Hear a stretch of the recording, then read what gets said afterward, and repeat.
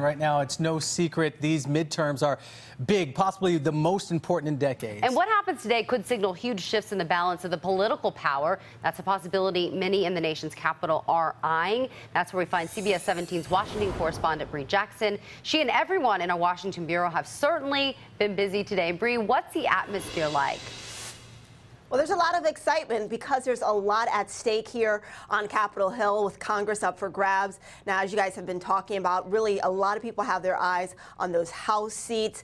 Democrats have picked up at least one seat. CNN is projecting that Barbara Comstock lost, the Republican, will lose to Jennifer Wexton. So that's a big seat that people were looking at in Virginia. But even there in North Carolina, they're looking at that seat there in Raleigh with the possibility of Rep. Holding being defeated. So there's just a lot of excitement, energy, and people really starting to keep a close eye on the numbers as they start to pour in and those polls begin to close.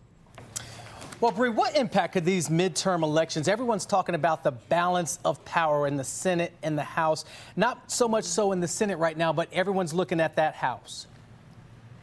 Well, the important part about the House, if the Democrats do take control of the House, it could mean more oversight over President Trump. Now, that could mean that we'll have more hearings or investigations into possible issues, including President Trump's possible ties to Russian meddling in that 2016 election. So that's the big overall picture. What we could be seeing here, if Democrats do take control, is just more checks and balances over President Trump. But then keep in mind, right now, the Senate could still, or is projected to stay with Republicans. So in the end, there could just be a lot of gridlock on Capitol Hill. If anything, President Trump says he's hoping to get an infrastructure bill through. But if Congress is split, we can expect to see just a lot of holdup. Bree, do we really think that Democrats can take control of the House?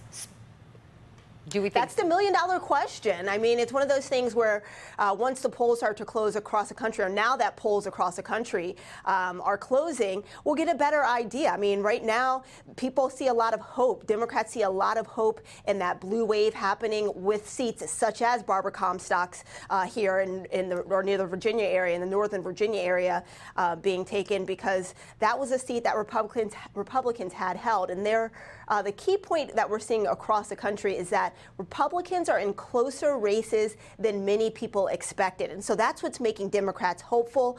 People are saying that President Trump's divisive rhetoric has brought out a lot of opponents and has flipped people to support Democrats instead. So Democrats are hopeful that a blue wave will happen tonight.